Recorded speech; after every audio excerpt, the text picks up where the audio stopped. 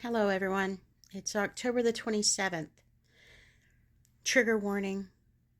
I'm going to be talking about some serious health issues and medical procedures. So, if that's a sensitive topic for you, you might want to just scroll on. Today, I'm talking about hydrocephalus. And the reason why I'm talking about it today is because today, my son would have turned 25 had he not passed away from this condition. My son, pictured right here, was born with hydrocephalus, which is water on the brain, essentially. That's the common term for it. This was a genetic condition, and we knew about it with the first ultrasound. The doctors highly recommended that I consider terminating the pregnancy.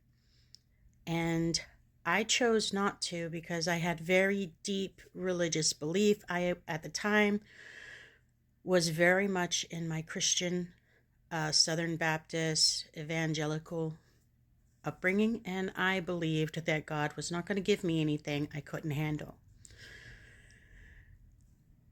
I can't say that if I knew then what I know now, I would have terminated, but I do wish that I had considered it more because the life that my son had was very poor quality. And every doctor told me that it would be.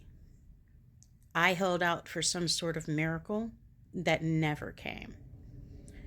He was born on October the 27th of 1998, and he passed away on Christmas Eve of 1999. The hydrocephalus had created and caused so much pressure on his brain and head during development that it damaged his optic and hearing development. So when he was born, he was blind and also deaf. He had to be taken early, 2 months early, because the size of his head and the pressure, he was going to die inside. So they took him 2 months early, and his lungs were underdeveloped, and his heart also had issues. All of this came from genetic issues. Many times the doctors asked me if his father and I were blood kin, because they believed that most of the time this happens that way. But we were not related. It's just an unfortunate combination of genetics. I am very insistent on women's rights and the right to terminate in conditions like this, because what my son went through in the 14 months that he was alive, no one should have to go through. He went through a lot. He had surgeries, and a lot of time was spent in the children's hospital. It changed me as a person, and I know that it was the cause of a lot of my maturing. But I don't know for sure that I would do it the same way if I had the choice, because that still to this day traumatizes me. Still to this day, I am emotional, and the only way I'm pushing through this grief today is because I told myself I was going to educate people on why Roe versus Wade was not for promiscuous people and things of that nature. It's about women's health. Having him was a risk to me as well, and I still carry issues because of the delivery, the birth, both physical and emotional.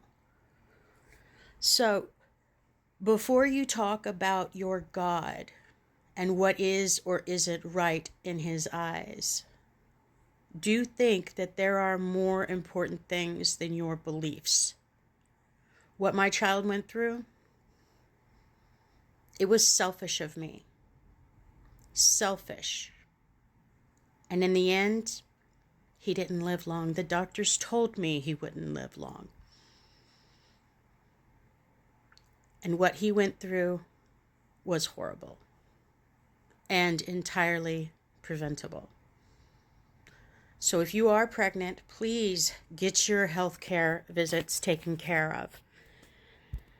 And if you have any power, please educate people on why abortion is not always a horrible thing. Brightest blessings and happy birthday, little Rocky, my angel.